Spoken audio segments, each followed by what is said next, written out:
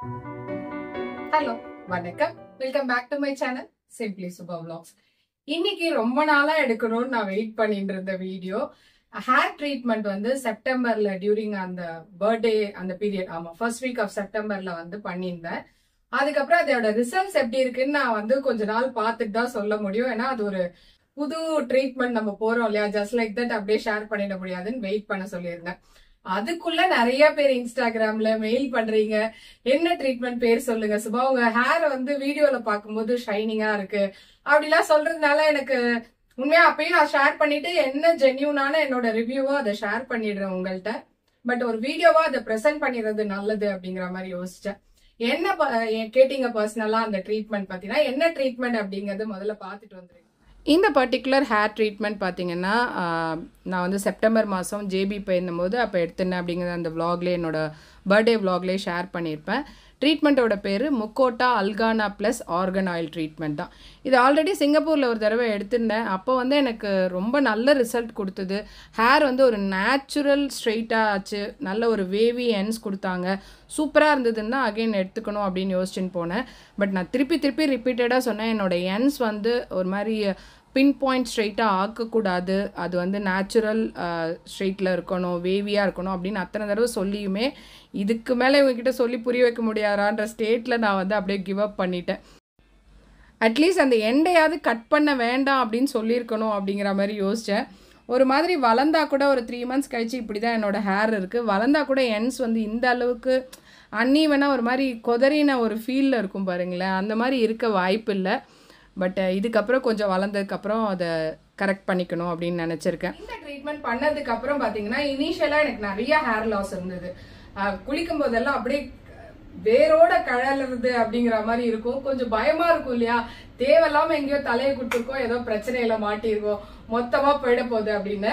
அதுக்கெல்லாம் நான் பல நாள் திட்டிருக்கேன். யாரு அப்படின்னா என் ஹஸ்பண்ட தான். ஏன்னா அவர் தான் வந்து என்ன ஃபோர்ஸ் பண்ணி போ நல்லா இருக்கும், அந்த டைம் சூப்பரா இருந்தேன் அப்படிலாம் நமக்கே ஒரு தோண ஆரம்பிச்சிருவோம். அப்பதான் நல்லா இருந்தோமோ, இப்ப சுமாரா இருக்குமோ அப்படிலாம் யோசிச்சுட்டு அந்த பேச்சுல மயங்கி ட்ராப் ஆகி என் தலையை அன்னைக்கு கொடுத்துட்டேன்.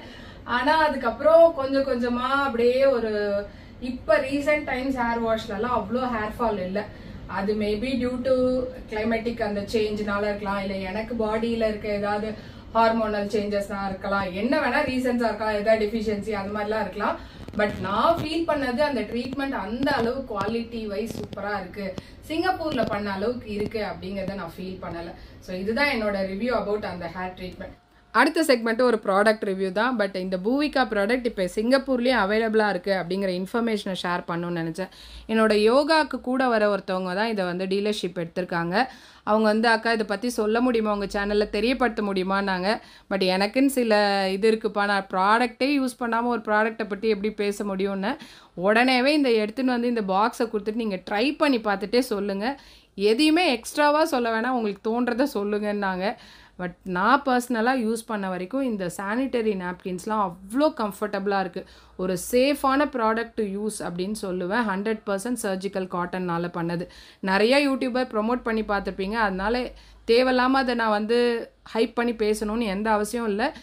ஜென்யூனாக இந்த சோப்பெல்லாம் வந்து எல்லாருக்கும் ஒன்று ஒன்றா பிரித்து கொடுத்தேன். அம்மாவுக்கு, மாமியாருக்கு, மாமனாருக்கு, ஈவன் சஹானா அதை கொண்டு இந்த சார்கோல் ஸ்க்ரப் சோப் யூஸ் பண்ணிவிட்டு கொடுத்த ஃபீட்பேக் என்னென்னா நல்லாயிருக்கு, சூப்பராக இருக்குது அப்படிங்கிறது தான். வேக்சிங் பவுடரும் அவங்களதோடது இருக்குது. பட் அதை வந்து நான் இன்னும் யூஸ் பண்ணலை. கண்டிப்பாக ட்ரை பண்ணேன்னா ஒரு vlogல ஷேர் பண்ணுறேன். இந்த ஹேர் கலரை தான் ஒரு டெஸ்டிங் இதுவாக பண்ணணும் அப்படின்னு நினச்சி வீடியோக்காக வெயிட் பண்ணேன். நியர்லி ஒரு 3 மாதம் வெயிட் பண்ணியிருக்காங்க இந்த வீடியோக்காக அவங்கன்னு சொல்லலாம். ஸோ அப்படின்னா ப்ராடக்ட் மேலே எவ்வளோ ட்ரஸ்ட் அவங்களுக்கு இருக்குது அப்படிங்கிறதும் எனக்கு தெரிஞ்சுது. இதோட ஆக்டிவ் இன்க்ரீடியன்ட்ஸ் இந்த ஹேர் டைக்கு பார்த்தீங்கன்னா ஹென்னா பவுடர், ஆம்லா பவுடர் அப்படி தான் இருந்தது. ஸோ ரொம்ப சேஃப் டு யூஸ் அப்படிங்கிறதுனால எனக்கே ஆல்ரெடி 40க்கு மேலே போனால் அந்த வெள்ளை முடி அங்கங்கே எட்டி பார்க்க ஆரம்பிக்கும். எதையாவது போடலாமா அப்படின்னு ஒரு டெம்டேஷன் இருந்துகிட்டே இருக்கும். பட் என்னதான் இருந்தாலும் என் ஹஸ்பண்ட் வந்து அடிக்கடி கெமிக்கல் ப்ராடக்ட்லாம் ஹேர் டை யூஸ் பண்ணுறதுனால அவருக்கே ட்ரை பண்ணுறேன் அப்படின்னு சொல்லிட்டு அன்றைக்கி அதை தான் போட்டேன். எப்போ ஹேர் டை போட்டாலும் நான் சொல்கிறது ரொம்ப கருகரையில் நான் அப்படி ஒரு மாதிரி இருக்குது அப்படிம்பேன்.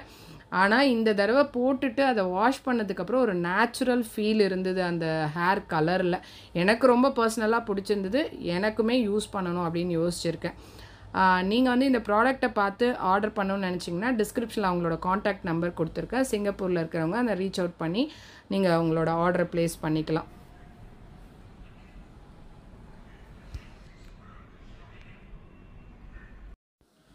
இன்றைக்கி கம்ப்ளீட்டாக இந்த வீடியோவே ஒரு ரிவ்யூ மாதிரியான வீடியோவாகவே போயின்னு இருக்கு. அன்றைக்கி ஈவினிங் பார்த்திங்கன்னா பூன் லேக் வந்திருக்கோம். எதுக்காக வந்திருக்கோன்னா இங்கே ஒரு கடை ஓப்பன் பண்ணியிருக்காங்க. பட் இதனால் பைசா பிரோஜனம் இல்லைங்க. சும்மா நாங்கள் போய் எக்ஸ்பீரியன்ஸ் பண்ணுறதை தாண்டி அப்படியே ஒரு வீடியோ எடுக்கிறோம். ஏதாவது புதுசாக ஓப்பன் பண்ணியிருக்காங்கன்னா வாங்க போய் பார்க்கலாம் அப்படின்னு சொல்லி நினைப்போம் இல்லையா, அந்த மாதிரி நினச்சி வந்தது தான். எங்கே அப்படின்னா பூன்லேயில் இருக்க இந்த ஜுராங் பாயிண்ட் மாலில் தான். நிறைய பேர் இன்ஸ்டாகிராம்லலாம் ரீல்ஸ் ஷேர் பண்ண நான் கூட சூப்பராக இருக்கும் வாங்க போய் பார்த்துருவோம் அப்படின்னு சொல்லிட்டு தான் கிளம்பி போனோம். வாங்கணுமா ஏதாவது அப்படின்னு கேட்டால் எதுவுமே இல்லை ஐடியா அப்போ வரைக்கும். பிராண்ட்ஸ் ஃபார் லெஸ் அப்படின்னு போட்டு ஒரு சூப்பரான கடை வந்து இப்போ அங்கே ஓப்பன் ஆகிருக்கு ஜுராங் பாயிண்ட் மாலில். வந்த உடனேவே ஷாப்பிங் பேக்கெல்லாம் வேணுமா எதாவது வாங்க போகிறோமா அப்படின்னு கேட்டவுடனே ஹஸ்பண்ட் இல்லை வீடியோ மட்டும் எடுத்துகிட்டு நீ ஜஸ்ட்டு பார்க்குறேன்னு தான் வந்திருக்க, அதனால் பார்த்துட்டு வந்துடு அப்படின்னு சொல்லிட்டாரு. அதனால் ஷாப்பிங் பேக் கூட நாங்கள் எடுத்துக்கல. பட் சஹானா உள்ளே வந்தோடனே என்னமோ வாங்கணும்னு நினச்சேனே அப்படின்னு சொல்லி அவர் ரொம்ப யோசித்து மண்டையை போட்டு குழப்பி அதுக்கப்புறம் ஒரு விஷயத்தை எடுத்துகிட்டு வந்தால் என்னென்னா எனக்கு ஒரு ஹீல்ஸ் பார்க்கணும் அப்படின்னு. சரி உள்ளே போகிறதுக்கு ஒரு பர்பஸ் க்ரியேட் பண்ணிட்டோம், வாங்க உள்ளே போகலாம் அப்படின்னு சொல்லிட்டு நுழைஞ்சிட்டோம். நிறைய ஷூஸ் அதெல்லாம் வச்சுருந்தாங்க. நான் பர்சனலாக ஃபீல் பண்ணதை அப்படியே ஷேர் பண்ணுறேன். எல்லாமே பிராண்டட் அந்த ஷூஸ் தான். ப்ரைஸ் வைஸ் பார்த்திங்கன்னா ரொம்ப கம்மி தான். ஏன்னா நம்ம இங்கே ஐஎம்எம் மாலில் இந்த ஃபேக்ட்ரி அவுட்லெட்லாம் பார்த்துருக்கோம். அப்போல்லாம் வந்து நல்ல ப்ரைஸ் இருக்கும். பட் ஆனால் எனக்கு பர்சனலாக தோணினது எல்லாமே நியூ மாடல் லேட்டஸ்ட் அப்படிலாம் கிடையாது. ஒரு மாடல் வந்து கொஞ்சம் பழசாக இருக்குது. அதுக்கப்புறம் வந்து அந்த சைஸஸ் வந்து அவ்வளோ எல்லா சைஸஸும் அவைலபிளாக இல்லை. இந்த அடிடாஸ் இந்த ஃபிட்னஸ் பேண்ட் எல்லாம் பார்த்திங்கன்னா $39 தான். இது எதாவது சேல்லனா தான் மற்ற கடைகளில் நம்மளால் அந்த ஷோரூமில் போய் வாங்க முடியும். மற்றபடி இந்த ப்ரைஸுக்கு இந்த இடத்துல வாங்கலாம் அப்படிங்கிறது தெரிஞ்சுட்டேன். அகெயின் சைஸ் பிரச்சனை இருந்தது. பர்டிகுலர் பேண்ட்டை பார்த்து இந்த பேண்ட்டில் எனக்கு LM கொடுங்கன்னா கண்டிப்பாக அவைலபிளாக இருக்க மாட்டேங்குது. இருக்கிற பேண்ட்ஸில் உங்களுக்கு சைஸும் ஓகேவாக இருந்தது, அந்த பிரிண்ட்டும் ஓகேவாக இருந்ததுன்னா வாங்கிட்டு வரலாம். அப்போ லெஸர் ப்ரைஸ் தான். அதை தாண்டி ஹேண்ட்பேக் செக்ஷனில் மைக்கேல் கோர்ஸு, அதுக்கப்புறம் ஃபாசில், அப்புறம் கோச் இப்படின்னு எல்லா பிராண்டட் பேக்ஸும் வந்து வச்சுருக்காங்க. ப்ரைஸஸும் வந்து ரிலேட்டிவ்லி கம்மி தான் மற்ற இடங்களில் பார்த்தது வரைக்கும். ஆனால் என்னென்னா limited stock and limited collections தான். இதெல்லாம் எனக்கு கொஞ்சம் பழைய ஸ்டைலாக கூட இருந்திருக்கலாம்.